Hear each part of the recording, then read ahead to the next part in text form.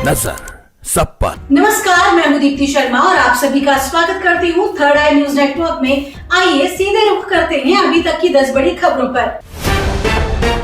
Voting के बीच फिर निशाने पर ईवीएम, कहीं हुई खराब तो कहीं मिला बीजेपी का टैग। शनिवार को चुनाव के छठे चरण में 8 राज्यों की 58 सीटों पर मतदान किया गया। इसी बीच दिल्ली, बंगाल, जम्मू कश्मीर, उड़ीसा से ईवीएम मशीन खराब होने, छेड़छाड़ और मशीन पर बीजेपी के टैग की शिकायत की जा रही है, जिस पर चुनाव आयोग ने कहा कि हर एक शिकायत पर चुनाव आयोग गौर करता है और उचित जांच परख के बाद ही निष्कर्ष के आधार पर जवाब दिया जाता है। वोटिंग के बीच अनंतनाग में धरने पर बैठी महबूबा मुफ्ती। लोकसभा चुनाव के बीच वोटिंग को लेकर महबूबा मुफ्ती ने बड़ा आरोप लगाया। उन्होंने कहा कि अनंतनाग में हमारे लोगों को बंद किया जा रहा है। साथ ही उन्होंने कई जगह ईवीएम खराब होने की शिकायत भी की। उन्होंने कहा कि पीडीपी के पोलिंग एजेंटों और कार्यकर्ताओं को जबरदस्ती थाने में बिठाया जा रहा है। चुनाव आयोग शिकायतों पर संज्ञान ले। लोकसभा चुनाव प्रचार के लिए पीएम मोदी ने शुक्रवार को हिमाचल प्रदेश का दौरा किया। इस दौरान उन्होंने शिमला के सिरमौर में बीजेपी की विजय संकल्प रैली को संबोधित किया।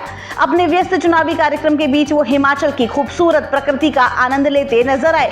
पीएम ने इस दौरान कैमरे में पहाड़ों की खूबसूरत तस्वीरें कैद की। प्रधानमंत्री नरेंद्र मोदी का प्रकृति प्रेम आखिर किसी से छिपा नहीं है। सूडान में पिछले साल से चल रहा युद्ध थमने का नाम नहीं ले रहा। युद्ध के चलते संयुक्त राष्ट्र ने चेतावनी दी है कि देश में नरसंहार जैसे हालात बन रहे हैं। इसी बीच सेना के दोनों बलों ने एक दूसरे पर रॉकेट और टैंकों से हमला किया। इस युद्ध के चलते देश में हजारों लोगों की जान जा चुकी है। साथ ही हजारों लोग युद्धग्रस्त शहर से भागने को मजबूर हैं। सूडान में लगातार चल रहे गृह युद्ध के चलते संयुक्त राष्ट्र ने चेतावनी दी कि देश में नरसंहार छिड़ सकता है। सूडान के शहर अल फशीर में कई नागरिकों को उनकी जातीयता के आधार पर निशाना बनाया गया, जहां हाल के दिनों में लड़ाई काफी तेज हो गई है।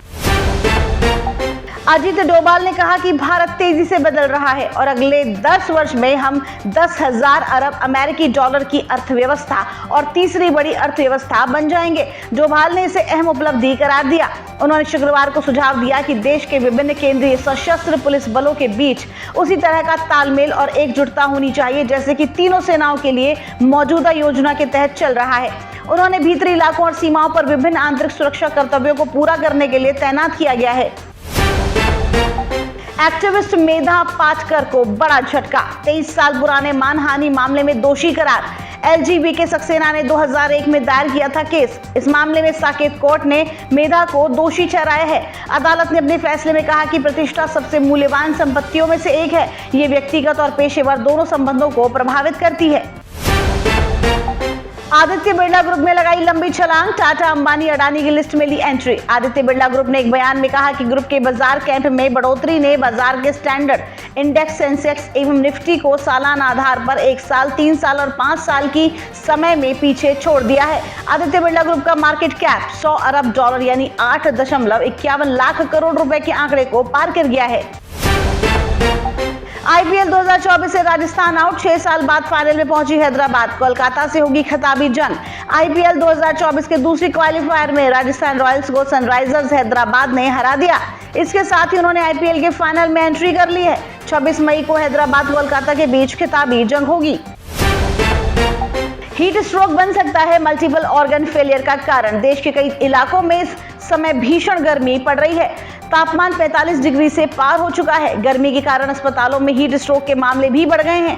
हीट स्ट्रोक के कारण एक साथ कई अंग भी फेल हो सकते हैं। यदि कोई व्यक्ति हीट स्ट्रोक की चपेट में आ जाता है तो उसमें कुछ लक्षण दिखाई देने लगते हैं, जैसे चक्कर आना, कमजोरी आना, उल्टी, दस्त और तेज सिर दर्द भी हो सकता है। अगर किसी व्यक्ति में लक्षण है तो तुरंत डॉक्टर की सलाह लेनी चाहिए। बॉलीवुड एक्ट्रेस करीना कपूर की पिछली फिल्म क्रू को शानदार रिस्पांस मिला। इसके साथ ही वो इस साल की सबसे बड़ी फिल्म सिंघम अगेन में भी नजर आने वाली हैं। एक्ट्रेस के पास पाइपलाइन में कई सारी फिल्में मौजूद हैं जो उन्हें एक बार फिर से इंडस्ट्री की क्वीन बना देगी। अब होगी दीपिका आलिया की छुट्टी। 49 की उम्र में धमाका करने जा रही हैं काजोल। काजोल ने अपने 30 साल की करियर में काफी चैलेंजिंग रोल्स प्ले किए हैं। अब एक बार फिर से कुछ अलग करने जा रही हैं, ऐसा जो उन्होंने पहले कभी नहीं किया। ताजा रिपोर्ट्स की माने तो काजोल और प्रभुदेवा जिस फिल्म के लिए सालों साल ही यूनाइट हुए हैं, उस फिल्म में काजोल जबरदस्त एक्शन करती नजर आएंगी। इस फिल्म में नसरुद्दीन शाह भी लीड रोल में दिखेंगे। तो ये थी अभी तक की 10 बड़ी खबरें। देश विदेश की ताजा तरीन खबरों के लिए जुड़े रहिए थर्ड आई न्यूज नेटवर्क के साथ। नजर सब पर। नजर सब पर।